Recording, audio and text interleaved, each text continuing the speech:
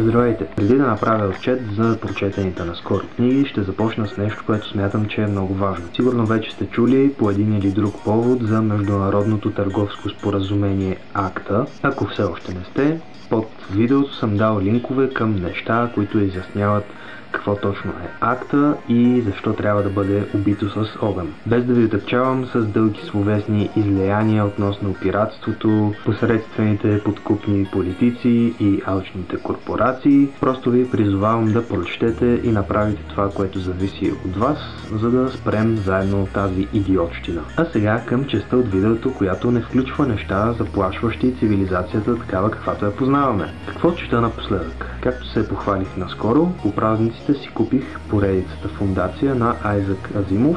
Вече съм на втория роман и бих казал, че напредвам с добро темпо. Междувременно почнах и Алманахът Фантастика 2010-2011.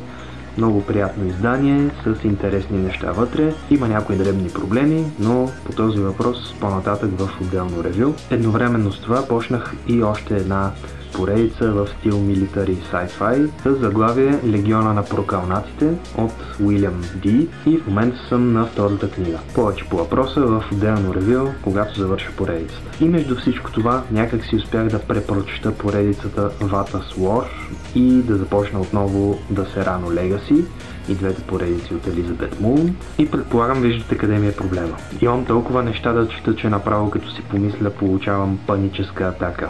Не съвсем, но все пак количеството е респектиращо. Личи си, че този семестър няма много изпити, нали? Но стига съм се оплаквал, защото четенето трябва да продължи, включително и за цял един изпит.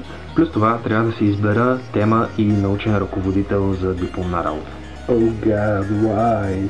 Това беше от мен за сега. Ако имате мнения, предложения, коментари и изобщо всякакви мисли, споделете ги в коментарите или ме намерете в Twitter или Facebook. Приятно четене и до скоро!